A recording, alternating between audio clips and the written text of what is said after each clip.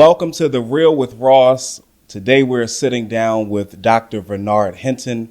He is the senior pastor of Springfield Baptist Church of Washington, D.C. and Clinton, Maryland. He is a friend, colleague, and brother beloved. It's so great to have him with us today. Welcome. And thanks so much. I am here with my brother, none other than Dr. Drew Kendall Ross. I'm on The Real with Ross. Hey, I am here. I'm excited. Such a great platform. I'm being blessed by the work that you're doing, the various interviews. They are definitely helpful to the body. So we're grateful. I'm glad to be here. Thank you. Well, you ain't too glad. I had to beg you to come. No. We just had to make it work. We had to make it work. But I'm here.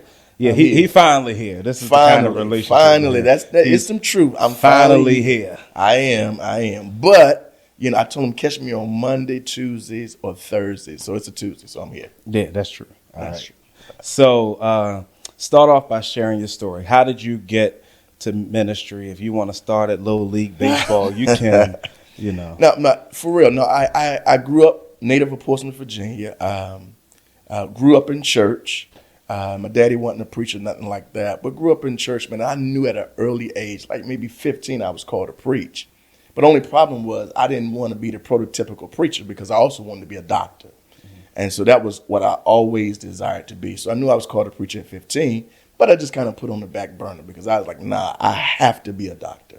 So you fast forward, man, we get to me going into school and go to Norfolk State, which is the best HBCU in the country, of course, in my opinion. But go to Norfolk State, and while there, majored in exercise science kinesiology.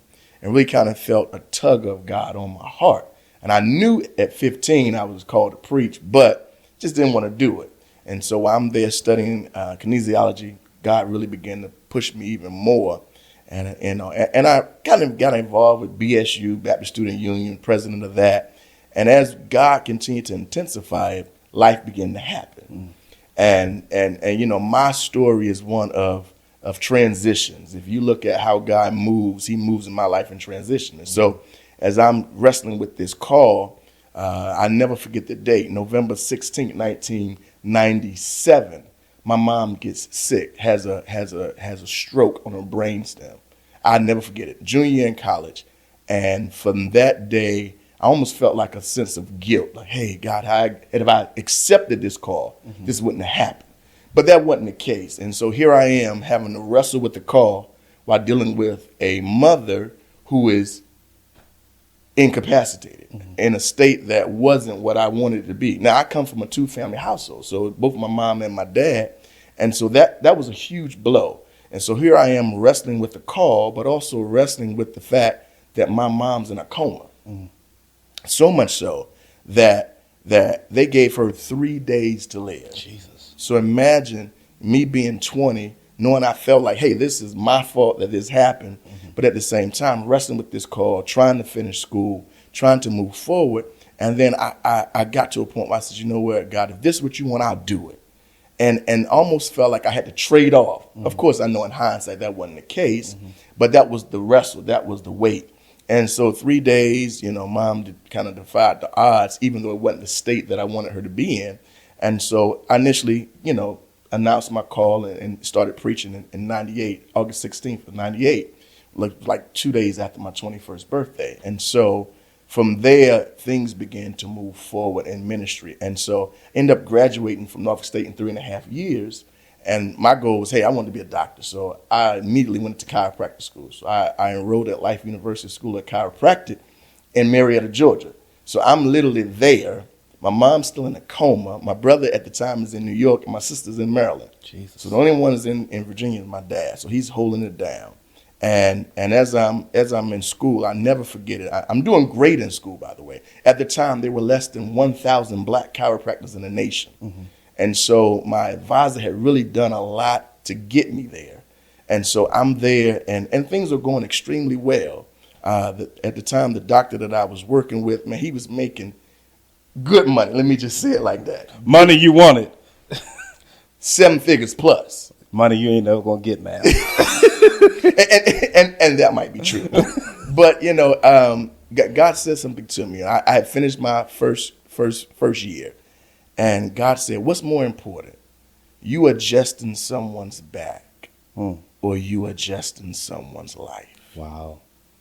And that became the catalyst that really kind of shifted my trajectory because I'm young. Yeah. I'm all of 21, and I'm in chiropractic school. I'm thinking, man, by the time I'm 25, 26, I'm a doctor. I'm doing what he doing. I'm getting 7 figures. I'm getting it, right?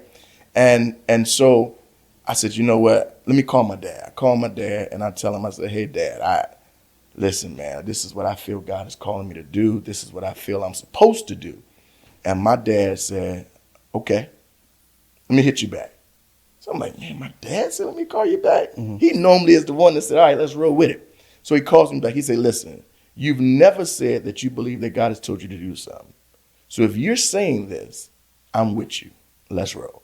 Now, you got to remember, for me, all I've ever said was I was going to be a doctor. Yeah. You got to figure, for me, I was the one in high school taking buses to EVMS to the cadaver lab to look at dead bodies. That was me. Oh, wow. Right? Yeah, okay. that was me. That's different. I didn't know that's that different. about you. Yeah, that was me. Okay. Because I was just I still am intrigued by the human body, right? And so from there, my dad said, I'm supporting you. So I'm in the Atlanta area. So I'm like, well, let me check some seminaries around here. So I checked, man, and couldn't get a lot of feedback. So I made one call. I'll never forget. It was a lady. Her name was Miss Grimes at the time. I think she was over at admissions at Virginia Union. So I called. The best HBCU. The best. Yeah, I give you that. I give that is one of my favorites as well, of course, because I went there, right? So I called and I told her what was going on. She said, well, baby, just come up here. And I'm thinking, what in the world? She said, just come up here. Just get your paperwork sent in and just come up here and see the school. And I go, and it was just, I felt like I was at home. And so she said, now, baby, somebody like you don't need to do NTH. You need to do day school. You need to be here where we can love on you, support you. And, man, next thing I knew, I was getting a U-Haul from Marietta to Richmond, Virginia. Wow.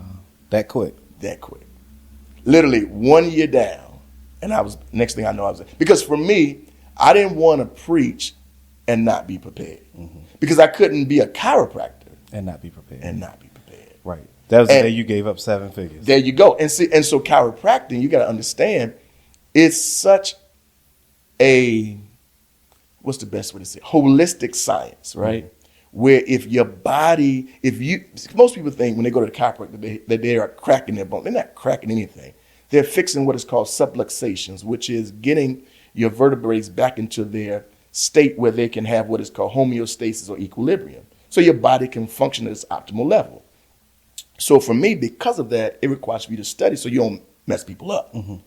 And so my thing was, if I got to go to school this long to keep from messing somebody up as a chiropractor, how much more dangerous is it for me to just start preaching and run the risk of messing people up spiritually? So I was like, I got to go to school. Yeah, that's a good perspective. Yeah, I got to go to school. And so that's what led me to Virginia Union. Of course, Dean Kenny, Dr. Miles Jones, all that was right there. So, I'm in school. Now, you got to understand, I'm all of 21, and I'm coming from Atlanta area where it's like, hey, and that was in, 98, 99 in Atlanta? Woo. And then go to Richmond, and now you're in seminary? Talk about that. Oh, no, we don't go into that. But at the same token, I'm in seminary. I'm the youngest one there. Baby boy, that's what they say. Come on, baby boy. I would be all over the place. But I appreciated Virginia Union for being able to kind of shape me and mold me, allow me to be young, allow me to make mistakes, but also to be able to help me to grow. Fast forward, became youth pastor, always had a passion for youth, of course, and then from there transitioned, became full-time youth pastor with Dr. Jeffrey Guns at 2nd Calvary in Norfolk, and then from there, I got called to a church in Pittsburgh. But before I got called to a church in Pittsburgh, mind you, I told you my mom had been sick. So my mom stayed in the state of being in a coma for 7 years. Wow. 7 years. Wow. As a matter of fact, my mom never was in the sanctuary with me preaching until I did her funeral. Gee. Physically. Wow. Physically. 7 years? 7 years. How did you all manage that? So that was rough. Yeah. That was rough. it was rough because, one, it was rough and it was a miracle at the same time. One, because the doctors gave her 3 years, but then she ended up living for 7. Mm-hmm. And she lived for 7 in a condition that I didn't want her to be in. Mm. So what do you do when God gives you what he wants, not what you want, Mm-hmm. right? And so you had to learn to accept that whatever God has given you is what he desires for you. Mm-hmm. Man, I learned, you learn tenacity. You learn how to persevere. You learn how to trust God. You learn how to believe God. You learn how to trust God's word over man's word. And all of those things while developing, while growing, right? And that was hard. I mean, I saw my dad, who to me was is the greatest male or father or husband that I've ever seen, because I seen him walk through that with not just with me, but with all his kids. Mm-hmm. And I see him be supportive. And then on top of that, to accept the call, to get married all at the same time before, moving out, it was a lot. Mm-hmm. And it was rough and it was heavy. And, it's interesting because I think I learned early on that life happens whether you're a preacher or not. Mm-hmm. Yeah. And oftentimes we think that if I have a relationship with God, if I do what God tells me to do, that we can escape life from happening. And that's not the case at all. Right. Yeah. That's not the case at all. So that was a challenge, but we navigated it and we made it through. Of which, and I always say this to people, when you go through something like that, you got to be willing to say, you know what, I gotta get whatever help I need, mm-hmm. right? And I'll never forget it. It wasn't until my wife reminded me of that. She was like, hey, you may need to go talk to somebody because mm-hmm. you've been going through it. And I was like, no, not me. Mm-hmm. I don't talk to nobody. People talk to me. Mm-hmm. I'm a preacher, But I think that's the challenge for us, to care for ourselves in such a way where we're able to be used by God. Yeah. So fast forward, man, I ended up youth pastor, get called to a church in Pittsburgh at 26, and so I go there, and from there, God just kind of did some great things from there. And I'll let you jump in wherever you want to, but not it's just been transitions. But that's what life is. Life is a series of transitions. Yeah. So talk about that. So you get to Pittsburgh, yep. You serve there for a little bit of time. What's the experience like? You're a new pastor, yes. in a new city. Yes. You know what? I'll say this: going to Pittsburgh was a major piece. Let me add this, because what I didn't say was when I was a youth pastor, I started working on my D-men at United. And when I get to Pittsburgh, of course, I'm still working on my D-men, but I had a context shift.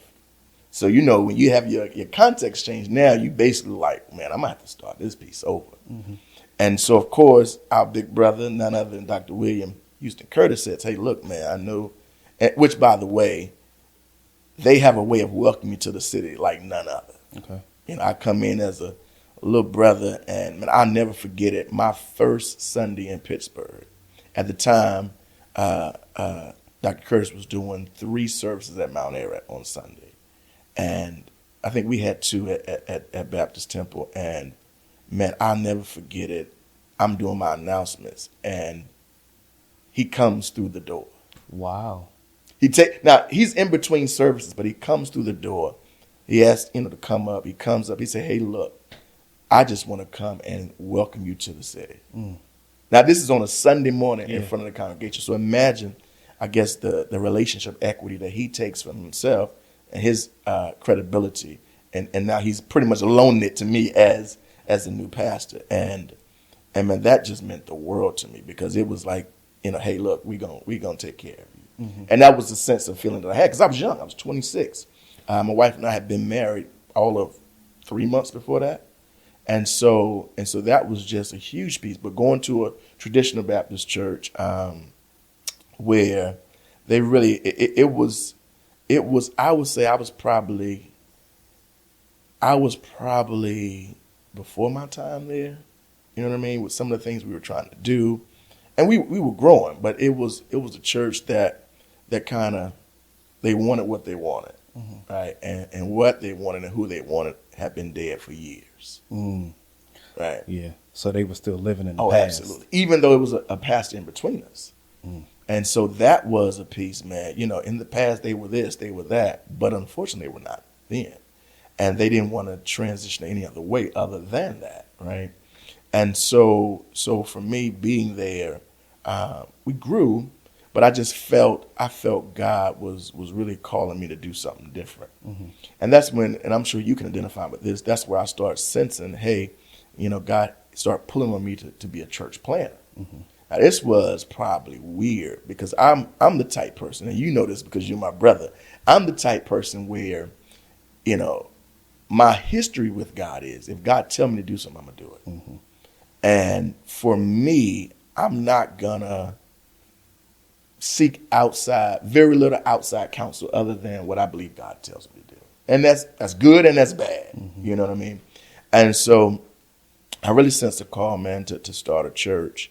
And it wasn't just around the corner, but it was in a whole nother state. Mm-hmm. Right. Yeah. So how did you get to that point of discovery? To talk about that, because there are people who are discovering that where they are is not where they're called. Sure. So how do you get to the place where you discover that? And how did you get to the place where you accepted it? Oh, man, because discovering is one thing, accepting is something different. Yeah, that's a great question.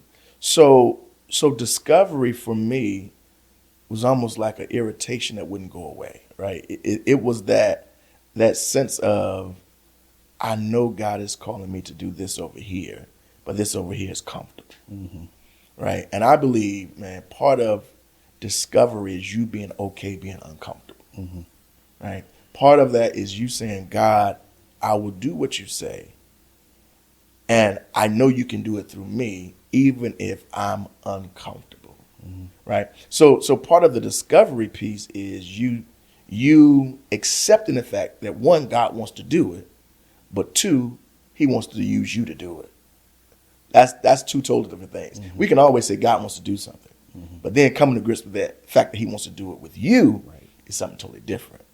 And so once you come to grips with one, God wants to do it, and two, he wants to do it with you or through you, then the third piece is having the faith to step out. Mm-hmm. Right, Genesis 12 is one of my favorite chapters in the Bible because it just speaks to how Abram has to step out from what was comfortable, what was known, to what is unknown, mm-hmm. and that is really what ministry has been about, what life has been about, is stepping out into the unknown and trusting that the same God who's with you in the known will be with you in the unknown. Yeah. So now, how much of your ability to step out from Baptist Temple to start was connected to the initial stages of your call where you had to leave? It's all connected. Chiropractor school, yes, sir, and an income. Yes, absolutely. And man, it's great that you pulled that up and that you brought that up because I think, man, God knew that he could trust. If he could get me to leave chiropractor school, mm-hmm. he knew he could get me to do anything. Yeah. You don't understand. For me, it was chiropractor or bust. Yeah. And I'll be 100% honest with you.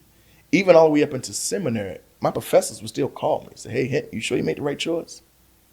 I even had a moment during the pandemic where I'm looking at, like, what in the world? Mm-hmm. Folk putting videos up. Now everybody wants, chiropractic is popular now. I'm like, man, I was doing that mm-hmm. years ago. And I'm like, maybe I should have gone back. What in the world? I'm like, no, I always call you from. And whatever he calls you from is never greater than what he calls you to. Mm-hmm. Yeah. Right? And so I think that's me and God's track record. He know he can call me from something, but he also can call me to something. Yeah. So going from Marietta to seminary was a faith move. Mm-hmm. So now going from Baptist Temple in Pittsburgh to Texas was a faith move. Yeah. So now also talk through this because there are some people who may not understand this concept. They'll hear, okay, I'm called to leave a church, to start a church. Yep. I'm a faith it, right? But faithing it is different as a church planner. You and I have this in common because leaving Baptist Temple is leaving a guaranteed salary. Absolutely. To church planning, which is no money guarantees at all, more of an investment than a return. Absolutely. I always say this, there's a thin line between faith and foolishness, mm-hmm. right? And if you're going to have faith you got to remember Scripture says faith without works is dead. And most people that God is calling to step out, right? They may have the faith to say yes, but they don't always have the action to go along with it. And, we talked a little bit about this. It is an investment. You don't see immediate return. You may have the freedom and the liberty that you may not have in a traditional situation, but you got to really kind of roll your sleeves up. You got to go to work. Yeah. That may mean you working in a warehouse. That may mean you teach in school like I did. Whatever it means that you're willing to do whatever is necessary for the sake of the call, even if it's outside of what you are called to do in that moment. Yeah. So what'd you do for money? So I taught school. Okay. What'd you teach? I taught special education. Okay. Here's what was crazy. I taught special education and got good at it. Matter of fact, I worked in DeSoto ISD. I became what they call the rookie of the year. So it was my first year. I had never taught. I hadn't taught anything. And so because exercise science, kinesiology, my major catered to a lot of dealing with disabilities, with rehab. And so a lot of that kind of allowed me to be able to teach. And so they had this program where if you had the qualifications with your education, then they would put you in this program where you could start teaching simultaneously while you get your certification to teach. So I was able to do both. And it came with God's grace easy, right? Never had an issue with school. I love school, right? And so I was able to teach special ed as well as do the requirements to be a full certified teacher, and got good at it. And it was to the point where now I'm doing both, but the educational piece is like one that's pulling great in that. Because now you got to think, I'm teaching as a black male, kindergarten, first, second, and third grade. Yeah. You don't get that. In a primarily African American district. It's like you're gold. All right, so they had plans. Hey, look, you do this for 5 years. You're in administration. The sky's the limit. So now you really got to fight because you're like, okay, God, is this the way I'm supposed to be going?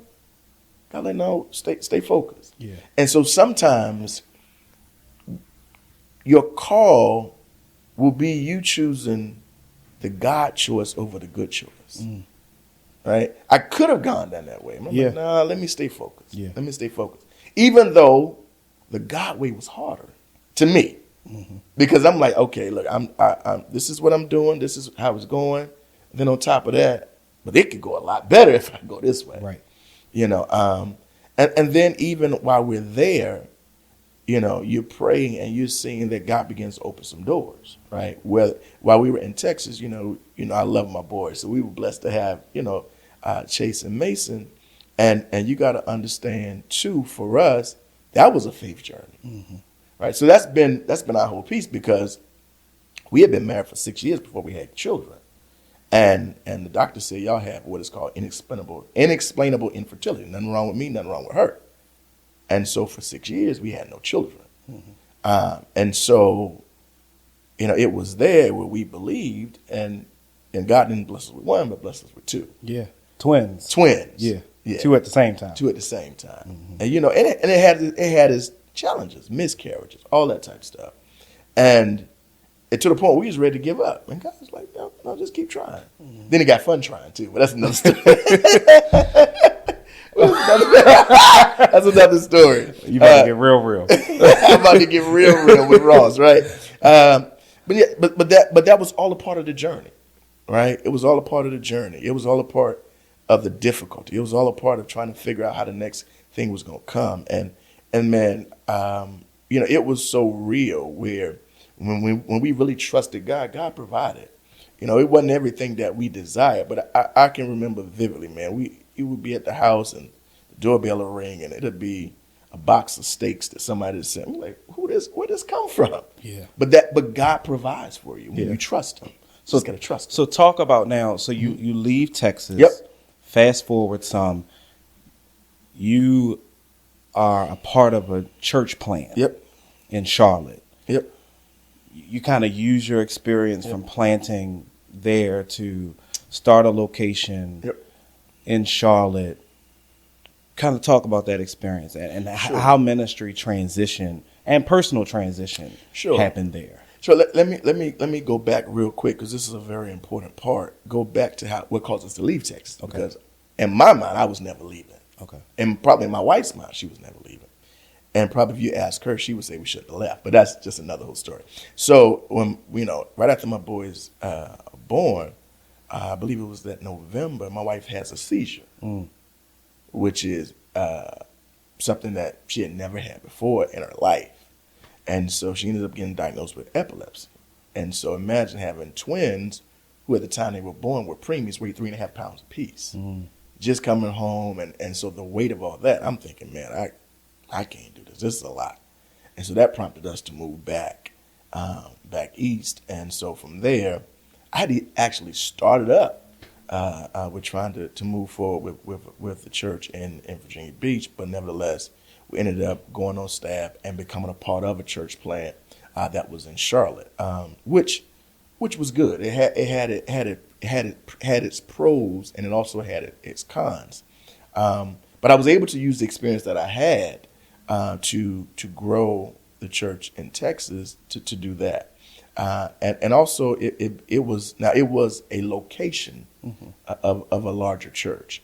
And so whenever you have that, expectations vary, right? And so I went from having my personal expectations was something that I was building for myself, or not for myself, but from a call that I felt. Yeah, but you were the leader. Yes. Right. To now being in a position where the expectations that you may have for how it should grow, how it should go, don't match the expectations that the organization may have. And that caused a paradox. It caused a conundrum. And I had to say, okay, because we went there and we grew it. We were there for about almost 3 years and watched it grow from little to nothing, right? And also the challenge was being 5 hours from the mother church, if that makes sense. And so that was a challenge in itself, but yet it was something that we were able to navigate, and it was something we were able to grow with. But it's almost like this. I feel like that whatever you go through, whenever you go through it, it's never going to be wasted. Yeah, everything is good material. Everything is good material. Yeah. Even the stuff we don't like is good, and it literally becomes Romans 8:28, where God can take the stuff that we don't like and the stuff you think you may never use again, and you use it. Yeah, he throws it all in the pot. He throws it all. Mixes it up. Oh, it's the best gumbo ever, right? Yeah. And that's what North Carolina became, and it was just different. Now we talked a little bit about transition, and so that was one where, again, transition, I say it always comes one or two ways, by choice or by force. For me, when my mom's transition, that was more of a force. And this, me going from Pittsburgh to Texas, that was a choice. And so even here, even in Charlotte, that became a choice too, because like, all right, now, we bumping heads a lot. And what I've tried never to do is dishonor or disrespect leadership, right? Because I think that's key. That's key to anything. Yeah. Right. And so I was like, man, before I really disrespect and dishonor, then I'm going to step away. And that was hard. Yeah. Again, because a lot of people don't do that. Oh, no. They don't. No, a lot of people don't. And it was something that I had to do.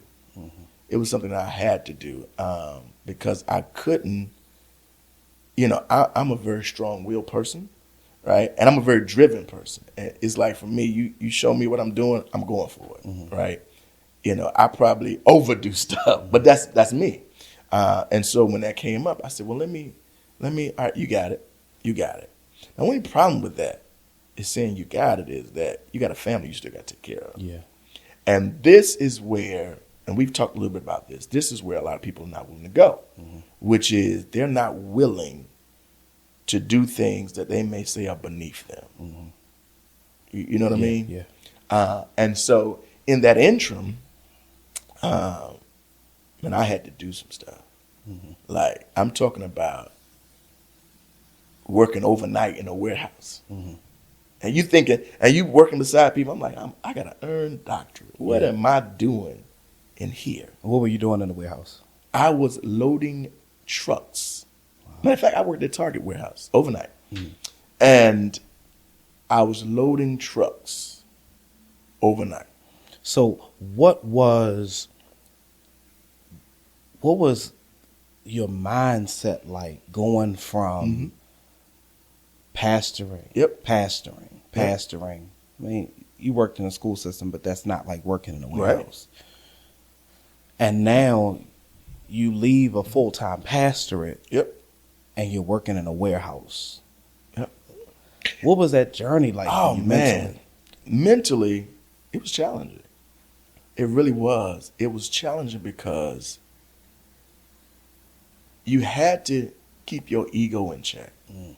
And for me, it probably even now, it helps me in ministry even more because my ego is very low. Like I probably will. I will assume a lower place and be asked up, which is scripture. I'm just not going to assume anything. Yeah.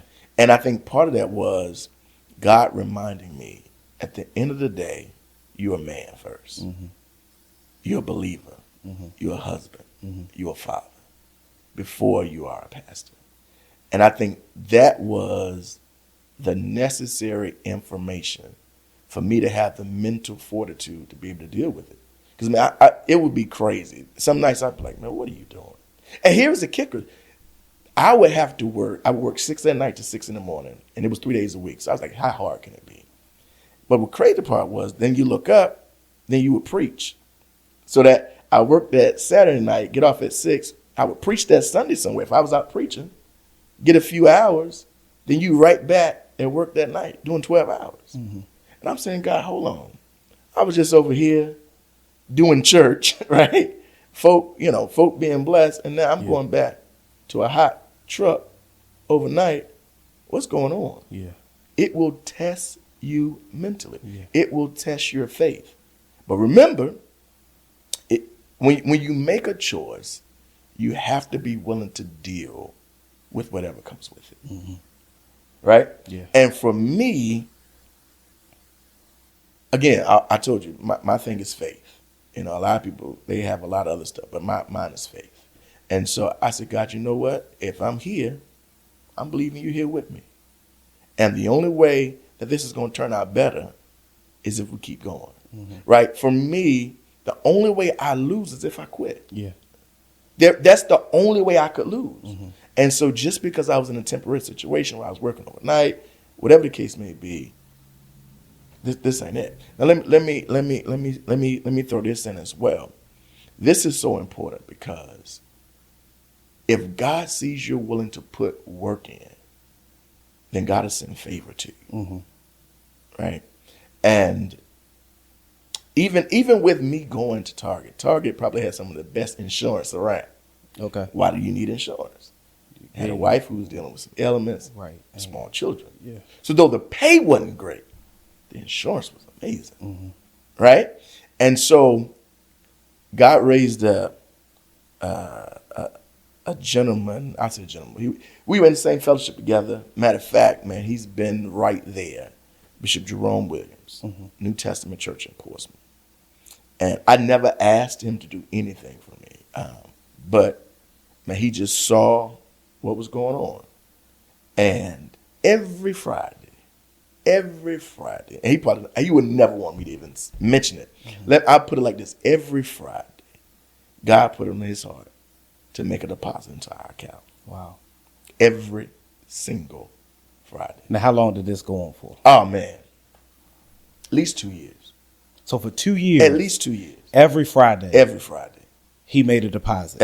Every Friday. Every Friday? For 2 years? For 2 years. Wow. Every Friday.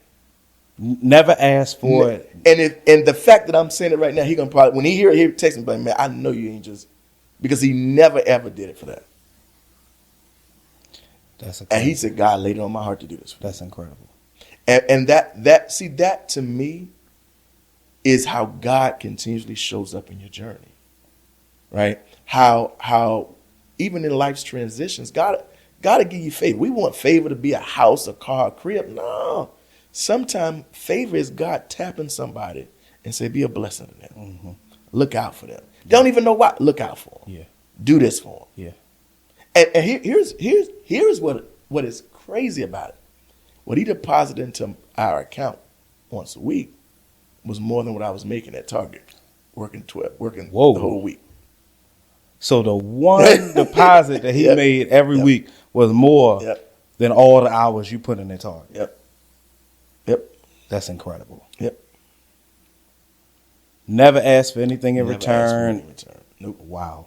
And to this day, that's just his heart. That's just and that's I believe God raises up people like that, right? And when God does it, you got to know it's Him. And it forced me to see that, hey, God raises up people to be a blessing to you. And when you receive those blessings, understand that God is the one to orchestrate it. Yeah. And that's God's way of saying, I see you. Because oftentimes when we go through transition, we think that God don't see us. God, do you see me in this hot warehouse? Yeah. Do you see what's going on? And God like, yeah, I got you. Yeah. So you go from working at Target, Bishop Williams helping you out, and a door opens. And matter of fact, door opened for us right at the same time. And that's how, I ended up coming to Jersey. Yeah, because you preached at my church. I preached at your church. Matter of fact, I preached at your church. Here's what's interesting. The way I heard about the church, a covenant brother of mine told me, hey, man, my cousin's looking for a pastor. All right, cool. So I sent my stuff. Matter of fact, here's what's crazy. So I sent my stuff, and they said, all right, great. And they contacted me. And when they contacted me, my dad passes away. Jeez. And so by now, I'm like, man, I care less. So I told them, I said, nah, forget it. They're like, well, you want to, nah, I'm good. My wife said, at least just hear him out. Because, it was a couple other situations that I had going at the same time. So I heard him out and did an interview, ended up, coming up here. I preached here at your church. Yeah, we got to put as a neutral location. Right. Yeah, put some context on it so nobody think I pastored the church you used to pastor. No, please don't think that, right? Yeah. But no. So it was a neutral location. And came and came to preach, man. It was great. Committee was cool, and everything. The people were great. When I finally got a chance to meet them or whatever. And so, it was a thing where you had a couple of irons in the fire, right? And to get that fire going, you kind of had to make some transitions. And so, kind of fast forward a little bit, is they end up calling me, and my wife says something. And I've since said this publicly, so I don't mind saying it now. My wife said something ain't right. Wow. Well, she's a prophet. Oh, of course. We know that. Yeah. yeah. She's got the oil. She got the oil. She does. I always say, and we joke, some of the stuff the Lord does for me ain't because of me. Well, yeah, we know that. She's like, something ain't right. I'm like, no, man, you ain't. She's like, something ain't right. I'm like, baby, no. And we start, oh, well, you just don't want to be happy for me. You don't want this. She's like, man, ain't got nothing to do with that. Something ain't right. Yeah. And so, man, I ended up going into a situation that was just unhealthy from the door. And she tried to tell me. I'm like, nah. But again, you got to think. Sometimes when we're in that difficult transitional period, it's easy to get fool's gold. Yeah. It's easy to be tricked. Yeah, because you want to come out of the warehouse. Oh, you're trying to come out of it. Yeah. You're trying to come out of it. Yeah. And that was catastrophic. So how did it start? So, and it would be sensitive to the, to the conversation. So it started with the contractual period, right? Just trying to get that taken care of. And so me starting without having an actual contract, which let me say this. If that's the route that churches are going to, if you're getting called to a church, that's the route that you're going, then you want to make sure you get all that stuff taken care of up front. I would not advise anybody to engage in, I'm going to go ahead and get started and then no, that's not what you want to do. How did it happen? How did you end up starting without a contract? So it was more so, it's kind of like that. Oh, it's going to work out, and it's thinking that sometimes it was me thinking that, hey, that their intentions was just as pure as mine, and we got to always be mindful that if it's God's will for you, it'll be there. Mm-hmm. If not, it won't. Yeah. And so me saying, I'm gonna go ahead. I know I'm good for it. Now y'all be good for it. Mm-hmm. And that took some time. And so when the end result produced itself, it wasn't what it should have been. Mm-hmm. But now you in it. Yeah. And so that was another whole challenge. And so then once I was in it, then now my family's in it. Mm-hmm. And so, sometimes, man, God has a way of saying, all right, you wanted it, it's yours. Mm-hmm. Now what you gonna do with it? And even with that, God, let me say this, I believe that God had me there for a reason, though, even in the end, because it was great people. Mm-hmm. It just had very spiritually challenged leadership. And that's the nice way of putting it. Mm-hmm. I would say I would say crazy, but that would be a good way of putting it, right? But very spiritually y'all pray for me. Spiritually challenged leadership. I still gotta live here. Oh, I'm sorry. But you knew what you did. Yeah. And again, and you know me, I'm not the one that's gonna broadcast. Yeah. That's just not me. No. This is a real Ross. Go for it. No, that's not me. I'm not the broadcast. I'm not putting on blast.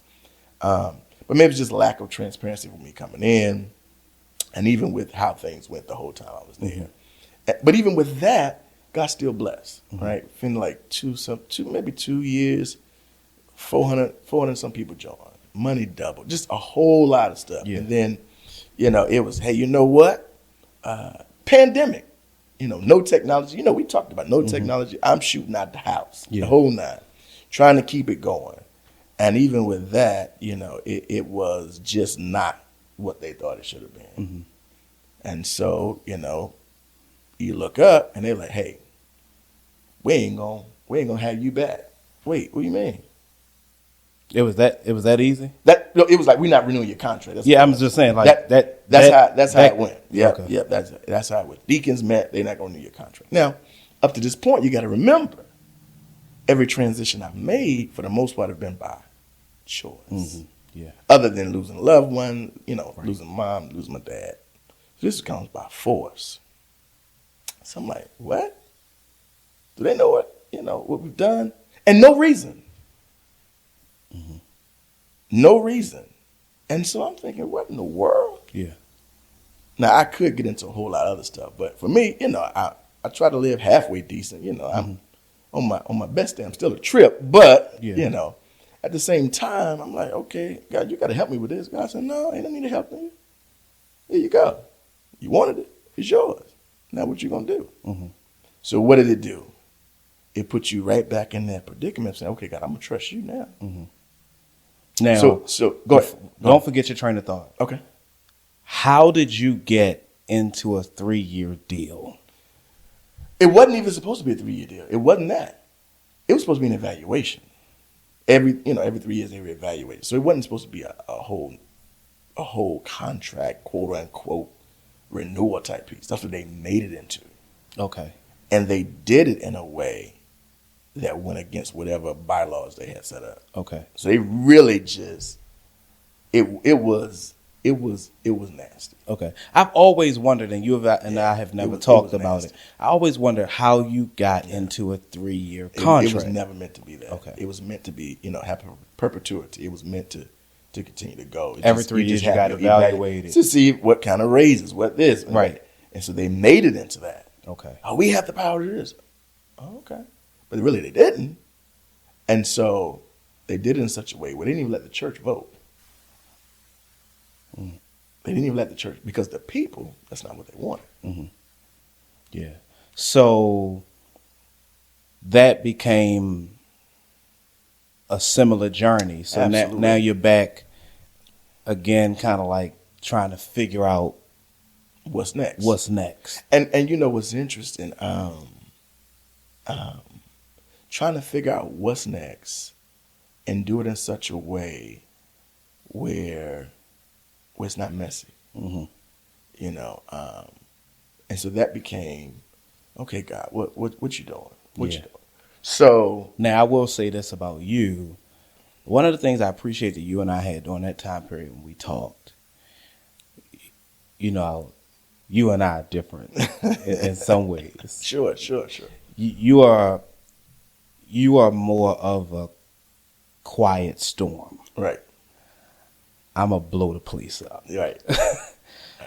And so just listening to, you know, your feedback and, you know, some of the conversations that we had, you know, where, you know, me kicking into me, I'm like, you could do this or you could do that. And watching you, and I'll never forget, you said that you weren't going to split the church to start a church because you didn't want to bring shame or dishonor to God by moving by your own intentions. Absolutely. And you know what's crazy? I could have done it. But for me, it was bigger than me. It was already messy. And I'm getting text messages, hey, man, what's going on at your church? Hey, man, listen, you know. I tell them what's going on. But for me, it was always about the kingdom. I'm the type guy where if something's going on with you, what does it benefit me to tell it to somebody else to pull you down? Because at the end of the day, it's not just you that's hurting; it's every preacher that's hurt. Yeah.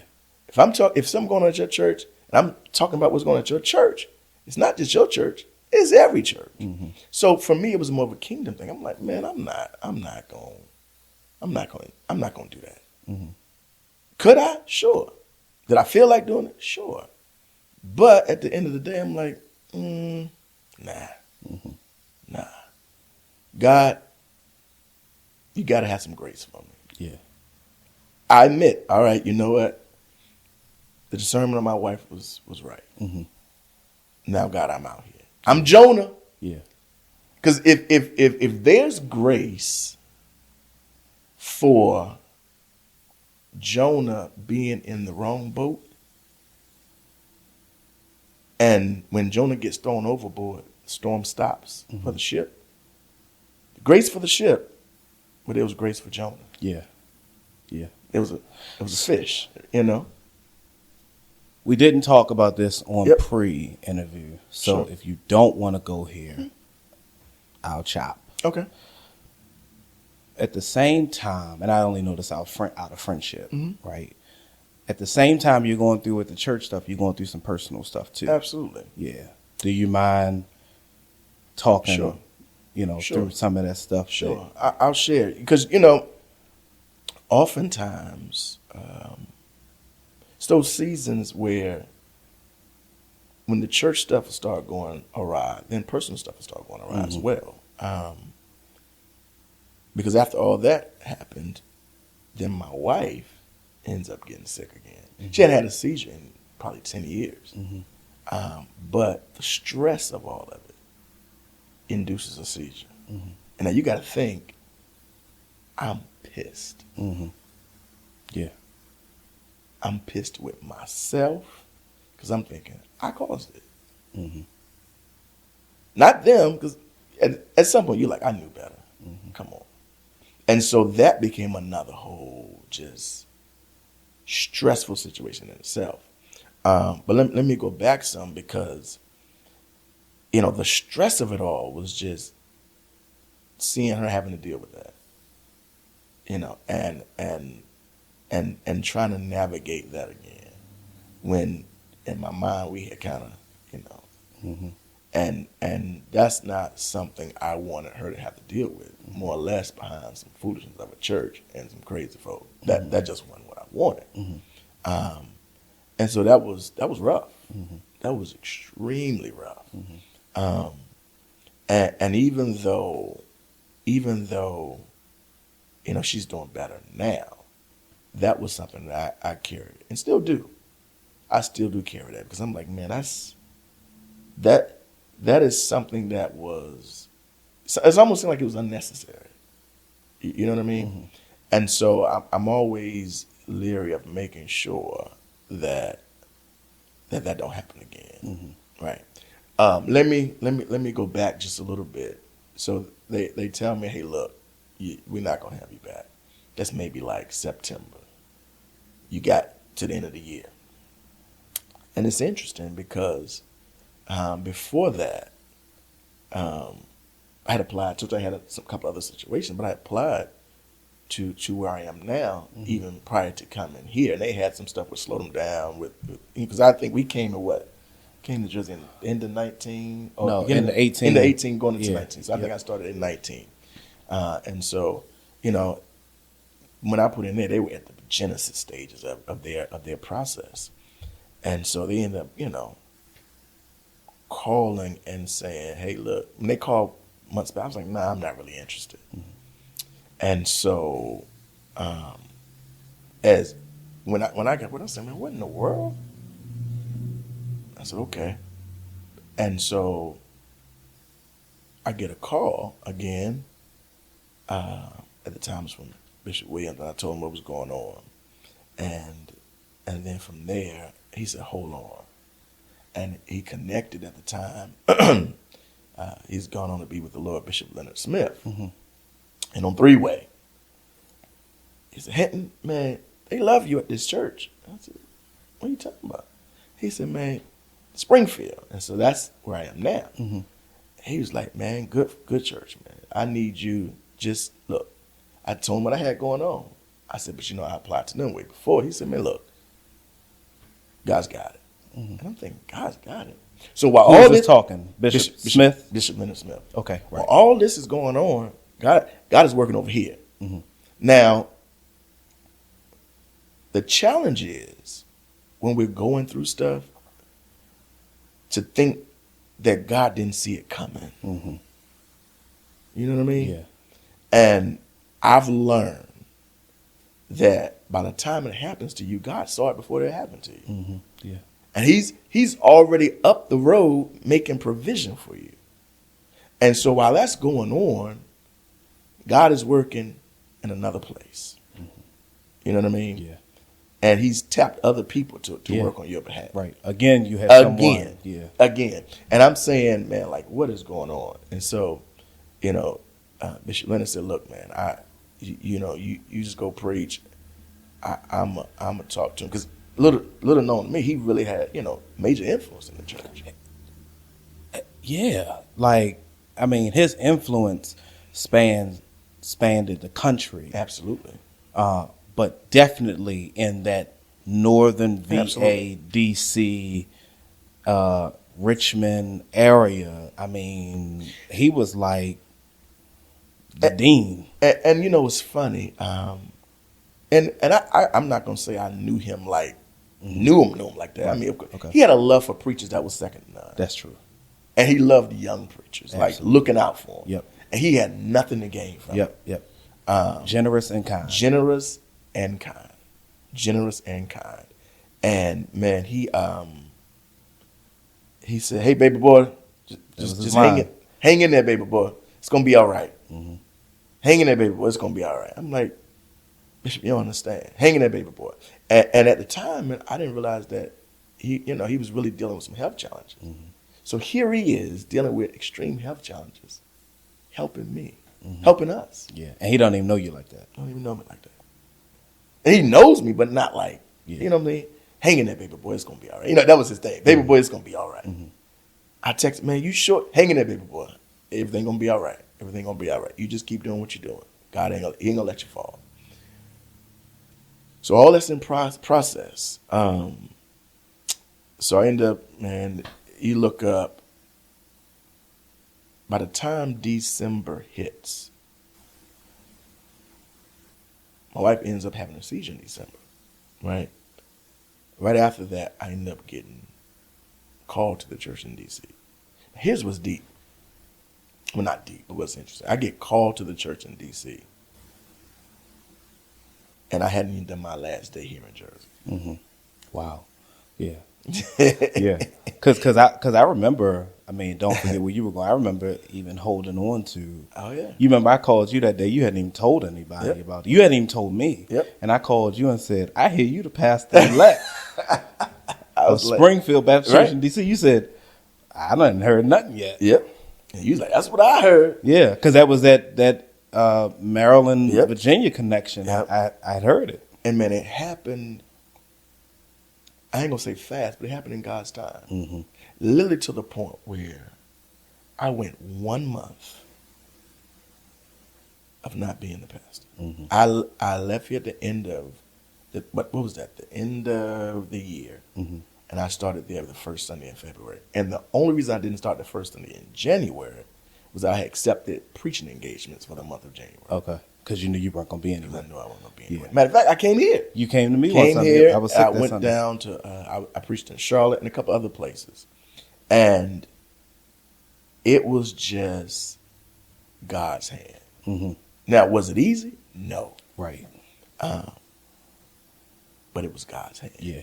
And it was in that moment where God just reminded, I got you. Mm-hmm. Now, did it mean that, my wife didn't have a seizure? No, she had a seizure. Yeah. Did it? And see, sometimes we think that even when God comes through for us, that we don't have to deal with some stuff. Mm-hmm. Yeah. You do. Yeah. Because I was also thinking when you didn't announce it before you left the church in New Jersey, I was like, "What's Hinton doing? He got an ace of spades in his hand. Right. Put that thing down. Put it Drop down. that thing on the Put it table." down. You got the big joker. Put it on your forehead. I'm telling you, man, you had the power move, and Yep. after all you endured, I didn't understand why So- you didn't put the big joker down on him. So here's the thing. When I didn't want it to be Hinton is the man. Mm-hmm. I wanted it to be God is one again. Mm-hmm. Mm-hmm. You know what I mean? Mm-hmm. I wanted it to be, man, they threw that joker in the pit, but God didn't let no water be in it. Mm-hmm. And in the bottom of that pit with no water was a trampoline. Yeah. And this joker then bounced back Yeah. with the help of God. Yeah. That's what I wanted it to be. Yeah. And that's why I didn't say big joker, boom, Yeah. cookout over. Yeah. Now what? Yeah. Now the flesh in you wanted to do it. The You wanted to do it. You wanted to say now. Yeah. Now what? Yeah. Now take that. Do what you're gonna do. I done messed my mic and see y'all getting me hyped now. I wanted to, Yeah. say now take that. What? Yeah. But no, I'm like okay. Yeah. And man, I think that was the best route because at the end of the day, I think that it wasn't about me. Mm-hmm. It wasn't about me. And here's what's interesting, man. Where God has called me to is the polar opposite of where I was. Mm-hmm. Now, granted, it may not have. Well, I'm gonna say it may not have, but the people are loving. Mm-hmm. The people let me pastor. Mm-hmm. Not to say I can do anything I want, but at the same time, they have allowed me to become their pastor. Yeah. And to grow, and to lead them, and that's what I'm grateful for. Yeah. And that is the transition that has really helped. And even with where we are now, it had its difficulty, but man, I'm just glad that God keeps winning. Mm-hmm. And that's the beauty of ministry. That's the beauty of life. That, man, you're not fighting to win. You're fighting because you've already won. Mm-hmm. Yeah. When I was at your installation, Yep. and I think this is a moment that need to be captured always about what a healthy church. I know what you're about to say. I already know what you're going to say. You know exactly. I know where I'm exactly about it. I know exactly what you're going to say. We at the installation. I'm talking to camera. I don't need to talk. I would grasp what. Go ahead. I'm listening. We at the installation, and they're about to go through the part where they present the pastoral candidate to be installed. Yes, sir. And when one of the members of Springfield Baptist Church, I'm guessing he was the chair of the He was search the chair. committee? Yep. Chair of the search committee gets up to announce Pastor Hinton. He talks about how they had a number system. Do you remember what number you were? I don't. I can't remember what number don't. he said. I probably was at the end because of just how everything went on. Yeah, But go he ahead. says we had a number system and we didn't know anybody's name, and this number came up. And then when he began to share about why his number was so high. He broke down crying. Yep. Yep. About how happy and blessed Yep. they were Yep. as a church Yes, sir. to have gotten to you as the final candidate. Yes, sir. Knowing your journey at Yes, that sir. point and having walked through what happened here in New Jersey Yep. with you. I mean, I was getting a lot of calls just because, we had the same, Relationship. we had the same connection. Absolutely. Folk couldn't get you. They like, how's Hinton? I'm like, Hinton, he's my Hinton- neighbor. Hinton gonna be Hinton. He's surviving. There you go. But I There mean, you in go. that season, you're going to be low. Yes. Right? Because you're going through so much. But hold on, real quick. I'm thankful for brothers like you. Hinton, get out the house. Let's roll. Yeah. Man, I don't feel like it. We ain't asked you that. Come on, man. Yeah. Thank you. Yeah, man. Go You know, ahead. that's love. I love Yes, you, sir. bro. Go ahead. I'm with you. And I tapped Daryl Gould, who's sitting next to me, and I said, this is the church Yep. for Hinton. Yep. Anybody who will cry presenting their pastor-elect Yes, sir. is sincere, Yes, sir. loving, and genuinely happy and celebrating God Yes. about the blessing that God has sent in the shepherd. Yes, sir. That was like the moment Yes, sir. where if you had any apprehension, Oh, yeah. Yeah. you knew for sure Yep. that that's where God wanted you to be. Absolutely. And I knew exactly that was the moment you were going to say. And the gentleman who actually was the one who started crying, it was probably more, not even his character. He's retired now, but he was the chief of police for one of the area municipalities. Wow. So imagine that. Yeah. And man, my wife says it like this. She she's a prophetess, as Yeah. we always joke about. She always tells Springfield, she says, you all became a safe place for him to heal so that he can properly pastor you the way God wants you to be. Because the worst thing you can do is treat a new season like the old season. Wow. Yeah, that is a gem Yeah. of information. The worst thing you can do is mismanage a new season because you're still hurt and you still got the trauma of the old season. Mm-hmm. And I even share this. I have a couple of members that every week they just remind me because they know some of the history. They say, "You the pastor? Mm-hmm. Do what God says." Mm-hmm. And I would be lying if I didn't say I didn't have a little PTSD, Mm-hmm. right? Because I'm in a place where I know what needs to be done. Mm-hmm. So now it's doing it. Mm-hmm. But it's doing it without the feeling that if I do it, they're going to put me out. Yeah. But they made that clear from the door. Yeah. No, you serve until you desire to leave. Yeah. Yeah. Ain't no contract. Yeah. Yeah. Ain't no contract. No You 3-year evaluation. No. Yeah. No. It ain't no you get 2 weeks sick time. No, Pastor, you sick, you stay home. What? What's next? Yeah. Pastor, where you want to go? Okay, here you go. Yeah. And I'm not saying you have carte blanche. That's not what I'm saying. No, But you're saying you have people that care about you. Absolutely. Not just me, my whole family. Yeah. Man, listen. Oh, see, you get me started now for real. Because when I started going there, starting in February, Mother's Board found out that my wife had been sick. Every week, they would cook. Food. They would send me home every week with food for the week. Wow. That's totally different. It is the polar opposite. Yeah, than the church that will put you They out while wouldn't your even wife give you a is sick. lifesaver. Yeah. You know. Yeah. No. Yeah. You hear what I'm telling you? Yeah. Sending it. My wife said, "Look, tell them to stop," because it became just that. Yeah. We couldn't even eat the whole week of food without them sending. And here it is. Tell us what you want us to fix. Yeah. That and I guess for me, that's the joy of knowing that God loves me. He loves you. Mm-hmm. He loves you to the point where even when you make some mistakes and you do some stuff wrong and you don't end up where you think you should be, he got a place for you. Mm-hmm. Yeah. and I'm enjoying it. I really am, man. I'm enjoying it. It is not to say it's perfect. That's not what I'm saying, but I'm enjoying it. Yeah.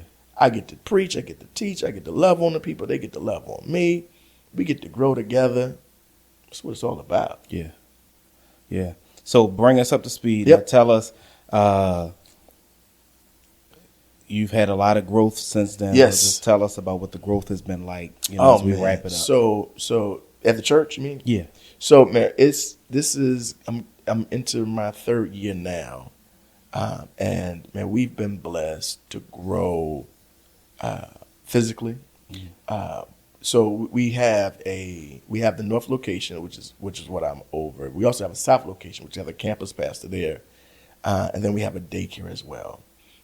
We were blessed, man.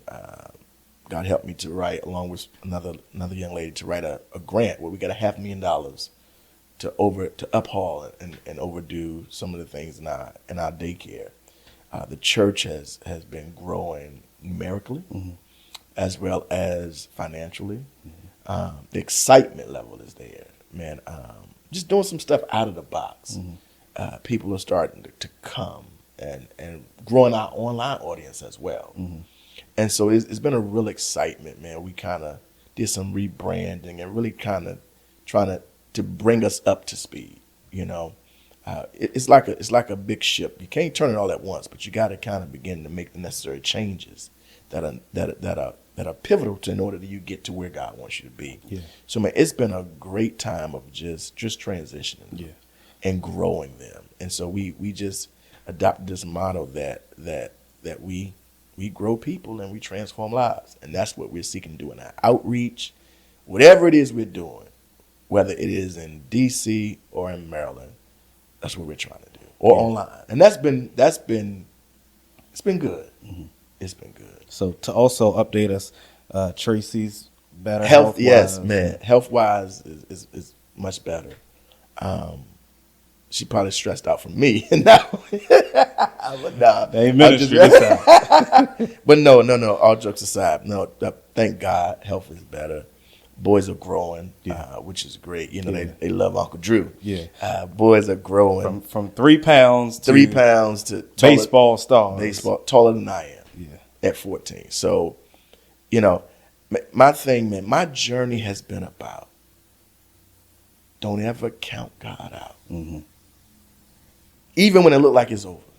From ministry to life, it ain't over till God says so. And there's always God is a God of redemption. And he redeems us, right? Not just from in the whole salvific experience, but in life, period. He keeps on redeeming us. He keeps on bringing us back into better and making us better. He keeps us in that process of becoming. And that's what I appreciate. Yeah. So thank you, man. Man, listen, I appreciate you. Thank you for having me. I am grateful for this platform. I have never shared what I've shared, and it is very therapeutic to sit here and do it, man. So I can't think of anybody better to share it with other than The Real with Ross. Thank you, man. And I'm grateful, man, that you let me share some truth, man. Sorry, so as we close, look into your camera and talk to somebody who is in the middle of transition and give them a word of hope. Listen, you're in the middle of transition. Transition feels like a hallway where the door has closed behind you and the door has not opened in front of you. And it's in that space that you have to trust that God is the one who opens the door. It's kind of like what my boys would do, that when we would walk sometime, they loved when we would go to the stores, not with the doors that you could open, but the doors that had the sensors that were automatic. And they would always try to figure out what would make those doors open. And this is what I would tell them. If you keep walking and you get close enough to the door, it'll open automatically. All I'm telling you is that if you just keep walking with God in the midst of transition, the door that you need to open will open up for you. And when it opens, have the faith to walk through it.